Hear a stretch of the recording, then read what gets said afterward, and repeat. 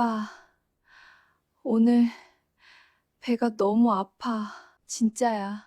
하지 마. 제발. 가만히 있어. 우리 여보가 오늘따라 더 예뻐서 그러는 거잖아. 자, 착하지. 사랑한다고 해봐. 어서.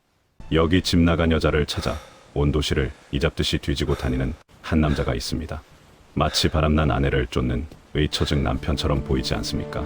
씨발 내가 지를 어떻게 키웠는데 지가 나 이렇게 속였다는 게 나는 참 여자 마음을 모른다고 하더라마는 진짜 모르겠네. 여자들은 원래 그런 건가? 그날 아빠는 미쳐 있었어요. 단순히 가출한 딸을 찾는 게 아니었어요. 자기 아내가 도망갔으니까 잡아서 죽여버리겠다고 쫓아오는 거였어요. 잡히면 전 정말 죽었을 거예요. 진실을 향한 집요한 추적, 깊이 있는 분석으로 그날의 연장을 다시 바라봅니다. 실제 사건 재구성 지금 바로 시작합니다. 채널 구독과 좋아요는 큰 힘이 됩니다. 잠깐만요. 방금 여자 마음이라는 단어 귀에 걸리셨습니까? 이건 결정적인 언어적 단서입니다. 보통의 아버지는 딸이 사라지면 내 새끼 어디 갔어? 내 딸 어딨어라고 합니다. 여자 마음 모르겠네라는 말은 절대 나오지 않습니다. 이 남자의 무의식 속에서 딸은 이미 자식이 아닙니다. 심리학적으로 볼 때 그는 딸을 자신의 성적 파트너이자 배우자의 대용품으로 완전히 치환해서 인식하고 있습니다. 이건 단순한 집착이 아닙니다. 병적인 소유욕과 망상이 결합된 아주 위험한 상태입니다. 그 왜곡된 인식은 아주 오래전부터 시작되었습니다. 15살, 또래 친구들이 아이돌 가수에 열광하고 떡볶이 맛에 웃음 짓던 그 시절, 한 중학생 소녀의 자궁에서는 태명을 알 수 없는 생명이 강제로 지워지고 있었습니다. 실수가 아니었습니다. 한 번이 아니었습니다. 2번, 3번, 그리고 4번. 소녀의 떨리는 손을 잡고 산부인과 수술실 앞까지 동행한 보호자. 그는 소녀의 남자친구가 아니었습니다. 배속 아이의 아버지는 다름 아닌 소녀의 친아버지였습니다. 시간을 돌려 2004년으로 가보겠습니다. 인화 씨가 초등학교 6학년, 만 12살이던 해였습니다. 그날 밤, 인화 씨의 집은 전쟁터였습니다. 아버지는 의처증 망상에 사로잡혀 아내를 무자비하게 폭행했습니다. 나가 죽어라, 더러운 년. 입에 담지 못할 욕설과 함께 폭력이 멈춘 순간, 거실에는 정적이 흘렀습니다. 그리고 아버지는 피 묻은 손으로 딸의 방문 손잡이를 잡았습니다. 이불 속에 숨어서 귀를 막고 있었어요. 제발, 제발 나한테만 오지 마라. 하느님 제발이요. 그런데 끼익 하고 방문이 열리는 소리가 들렸어요. 이불 틈으로 봤는데 아빠 눈이 사람 눈이 아니었어요. 그건 굶주린 짐승이었어요. 제가 비명을 지르기도 전에 아빠가 침대 위로 올라와 저를 덮쳤어요. 도망갈 수가 없었어요. 아빠 힘이 너무 셌으니까. 아빠한테서 비릿한 쇠 냄새랑 역한 소주 냄새가 났어요. 인화야, 가만히 있어. 내가 엄마 대신 아빠를 위로해줘야 해. 그게 무슨 말인지 몰랐어요. 그냥 아빠 무게가 너무 무거웠고 몸이 찢어질 것처럼 아팠어요. 전형적인 친족 성폭력의 그루밍 단계입니다. 가해자는 먼저 어머니를 부정한 여자로 낙인 찍어 가정 내에서 고립시킵니다. 그리고 딸에게는 너는 엄마와 다르다, 너만이 나를 이해한다라며 비뚤어진 특별함을 부여합니다. 폭력으로 공포를 심어주고 동시에 이건 사랑이다라는 왜곡된 애정으로 아이의 입을 막는 것. 이때부터 딸은 아빠의 딸이 아니라 집안에 갇힌 작은 아내로 사육되기 시작한 겁니다. 아이는 생각했을 겁니다. 내가 참으면 엄마가 맞지 않는다. 가정이 깨지지 않는다. 그 착한 마음을 아버지는 악랄하게 이용했습니다. 지옥은 그날 밤 한 번으로 끝나지 않았습니다. 오히려 인화 씨가 성장할수록 아빠의 집착은 더 교묘하고 악랄해졌습니다. 중학교 2학년, 또래 친구들이 수행평가를 걱정할 때, 인화 씨는 자신의 몸에 찾아온 끔찍한 변화와 싸워야 했습니다. 생리가 멈췄습니다. 아침마다 이유를 알 수 없는 구역질이 올라왔습니다. 설마 했던 불길한 예감. 15살 소녀의 배 속에서 아버지의 아이가 자라고 있었습니다. 하늘이 무너지는 것 같았어요. 학교 화장실에서 임신 테스트기를 해봤는데 선명한 2줄이었어요. 손이 너무 떨려서 테스트기를 변기에 떨어뜨렸어요. 집에 가서 울면서 아빠한테 말했거든요. 나 어떡하냐고. 그런데 아빠는 화를 내는 게 아니라 웃었어요. 괜찮다. 내 아이니까 내가 책임진다. 그 웃음이 세상에서 제일 끔찍했어요. 악마가 웃으면 그런 표정일 거예요. 그는 태연하게 딸의 손을 잡고 산부인과로 향했습니다. 의사 앞에서는 딸이 밖에서 사고를 쳤다며 요즘 애들이 이렇다고 혀를 찼습니다. 철저한 연기였습니다. 차가운 수술대 위에 누운 인화 씨. 마취가스 냄새가 코를 찌르고 의식이 흐려지는 그 순간에도 아버지는 딸의 머리카락을 쓰다듬었습니다. 그것은 부정이 아니었습니다. 자신의 소유물에 대한 확인 도장이었습니다. 이 사건에서 가장 충격적인 팩트가 뭔지 아십니까? 4번의 낙태 수술. 그 모든 비용과 병원 예약을 아버지가 직접 주도했다는 겁니다. 임신과 낙태의 반복. 이건 성장기 청소년의 신체를 완전히 파괴하는 행위입니다. 자칫하면 목숨을 잃을 수도 있습니다. 하지만 아버지는 멈추지 않았습니다. 왜냐고요? 그에게 임신은 사고가 아니라 딸이 완벽하게 자신의 여자라는 것을 증명하는 전리품이었으니까요. 여기서 시청자 여러분이 가장 묻고 싶은 질문이 있을 겁니다. 도대체 엄마는 뭘 했습니까? 닫힌 집, 얇은 합판 문 하나를 사이에 두고 벌어진 15년의 범죄. 엄마가 정말 몰랐을까요? 잔인하게도 인화 씨의 기억 속 어머니는 구원자가 아니었습니다. 그녀는 가장 가까운 방관자였습니다. 하루는 정말 죽을 만큼 하기 싫어서 방에서 자는 척을 했어요. 이불을 머리 끝까지 뒤집어 쓰고 제발 아빠가 그냥 지나가길 빌면서요. 그런데 방문이 열리더니 엄마 목소리가 들렸어요.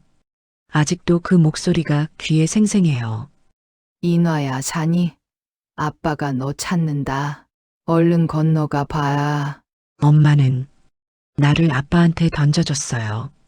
미끼처럼. 자기가 맞기 싫으니까. 자기가 그 화풀이 대상이 되기 싫으니까. 딸인 나를 제물로 바친 거예요. 엄마도 공범이에요. 절대 용서 못해요. 참 잔인한 심리지만 어머니의 뇌는 이미 공포에 절여져 생존 본능만 남은 상태였습니다. 수십 년간 이어진 남편의 폭력. 어머니는 무의식적으로 계산했을 겁니다. 남편의 욕구가 딸에게 향하면 나는 안전하다. 자신의 안위를 위해 딸의 고통을 외면하는 것. 이걸 심리학에서는 비겁한 안도감이라고 부릅니다. 물론 그렇다고 해서 엄마의 죄가 사라지는 건 아닙니다. 침묵과 방관도 명백한 아동학대입니다. 집안의 유일한 어른인 어머니마저 외면한 그 순간부터 아버지의 폭주는 브레이크가 고장난 기관차 같았습니다. 어느 날부터 침대 옆에 핸드폰을 세워두기 시작했어요. 빨간 녹화 버튼이 깜빡거리는데 그게 마치 악마의 눈알 같았어요. 울지 마라, 웃어라, 예쁘게 나와야지 나중에 보니까. 그 영상들을 폴더별로 정리해놨더라고요. 내 몸은 아빠한테는 그냥 야동 파일이었던 거예요. 그는 이제 범죄를 즐기기 시작했습니다. 스마트폰을 꺼내든 것입니다. 딸의 나체를, 그리고 차마 입에 담지 못할 그 행위를 영상으로 남겼습니다. 인화 씨는 성인이 되어 대학에 입학했습니다. 드디어 그 집을 떠나 자유를 얻었을까요? 천만에요. 감옥은 장소가 아니라 관계였습니다. 아버지는 딸을 물리적으로 가둘 수 없게 되자 더 지독한 디지털 감옥을 만들었습니다. 수업이 끝나면 1분 안에 영상 통화를 걸어야 했어요. 지금 어디냐, 방안이 맞냐, 카메라 돌려서 침대를 비춰봐라, 화장실에 누구 숨겨놓은 거 아니냐. 조금이라도 늦게 받으면 전화가 수십 통이 와요. 받을 때까지 친구들이랑 술 한잔, MT, 꿈도 못 꿨어요. 아빠는 아빠가 아니었어요.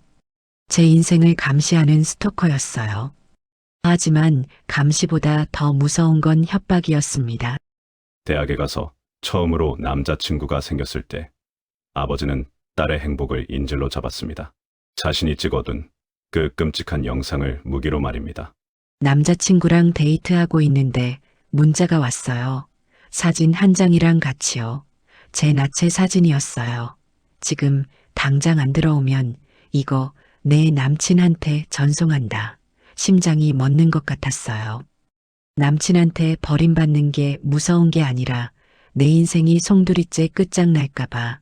그날 저는 남자친구한테 아프다고 거짓말하고 울면서 집으로 뛰어들어갔어요. 다시 지옥으로 제 발로 기어들어간 거예요. 칠흑 같은 어둠 속에서 유일하게 손을 내민 건 타지에 살던 남동생이었습니다. 뒤늦게 누나의 지옥을 알게 된 동생은 피가 거꾸로 솟았습니다. 그리고 결단했습니다. 이 지옥에서 누나를 납치하기로 말이죠. 디데이는 아버지가 잠든 새벽 4시. 심장이 입 밖으로 튀어나올 것 같았어요. 현관문 소리가 나면 아빠가 깰까봐. 신발을 손에 들고 맨발로 나왔어요. 매일 아침 출근할 때마다 짐을 조금씩 쓰레기장에 숨겨놨거든요. 이게 마지막 기회였어요. 여기서 잡히면 나는 정말 죽는다. 다리가 후들거려서 걷기가 힘들었어요. 이나 씨는 간신히 서울행 고속버스에 몸을 실었습니다. 버스가 톨게이트를 지날 때까지 그녀는 단 한 번도 등받이에 등을 기대지 못했습니다.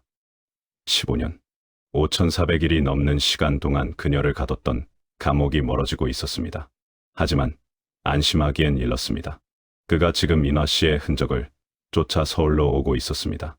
야, 문 열어. 안에 있는 거 다 알아. 이나 내놔.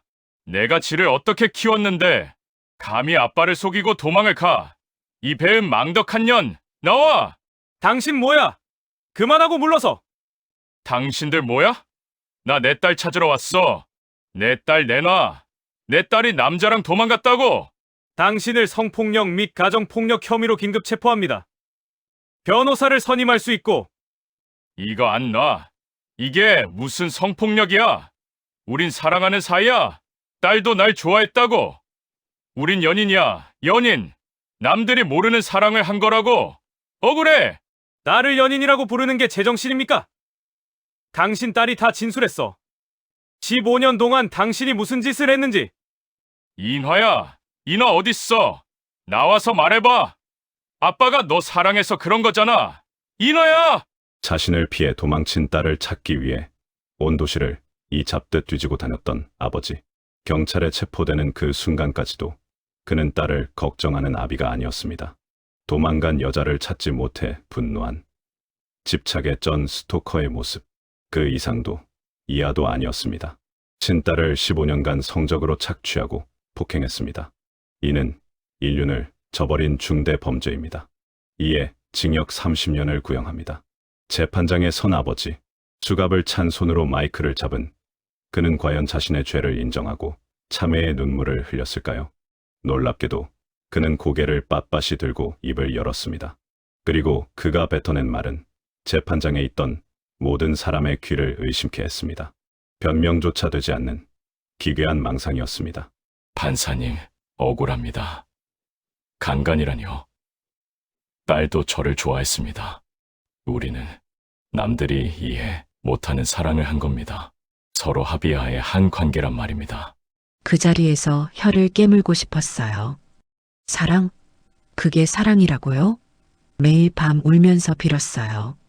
제발 그만해달라고, 아프다고. 그런데 그 사람은 내 눈물을 사랑의 표현이라고, 앙탈이라고 착각하고 있었던 거예요. 그 사람은 인간이 아니에요. 그냥 성욕에 미친 괴물이에요. 전형적인 인지 부조화와 자기기만입니다. 이미 DNA 증거가 나와서 성관계를 부인할 수는 없게 됐거든요. 그러니 이제 남은 전략은 하나뿐입니다. 강제성이 없었다고 우겨서 형량을 줄이는 것. 딸도 원했다. 이건 성범죄 가해자들이 하는 가장 추악하고 흔한 거짓말 1순위입니다. 1심 판결은 징역 25년, 검사의 구형보다는 적지만 중형이었습니다. 하지만 아버지는 곧바로 항소했습니다. 형이 너무 무겁다는 이유였습니다. 그리고 이어진 2심 재판, 형량은 20년으로 줄어들었습니다. 사라진 5년, 도대체 어디로 간 걸까요? 판결문에는 이렇게 적혀 있었습니다.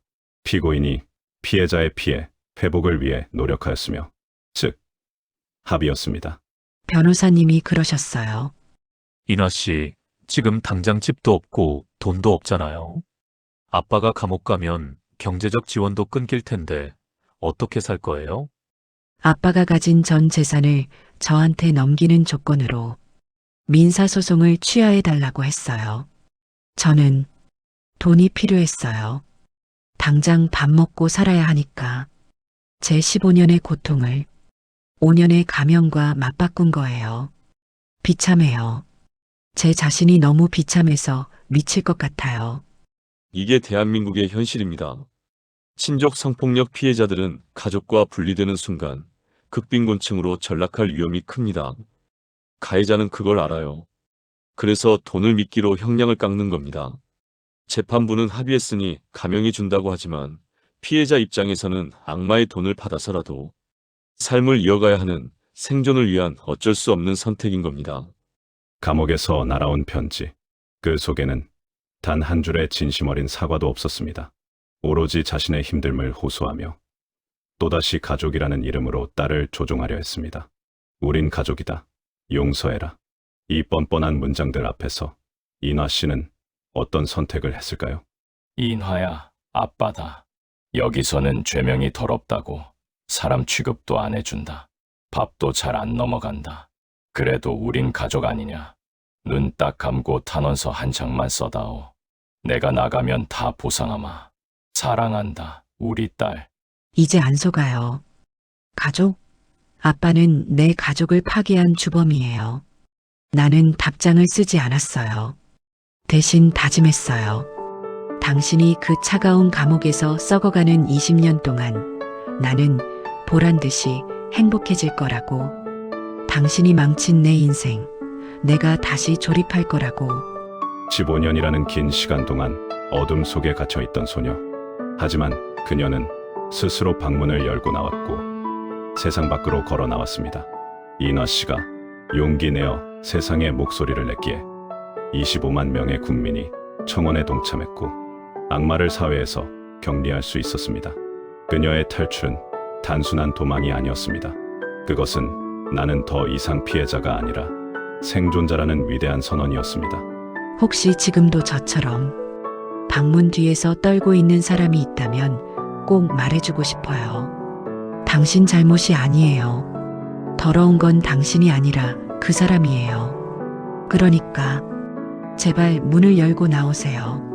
세상은 생각보다 따뜻하고 당신을 도와줄 사람들이 기다리고 있어요. 저를 보세요. 저 이제 괜찮아요. 진짜로요. 지금까지 2020년 울산. 친딸을 15년 동안 상습성 폭행, 4차례 낙태시킨 50대 친부 사건, 실제 사건 재구성이었습니다. 다음 영상도 기대해 주세요.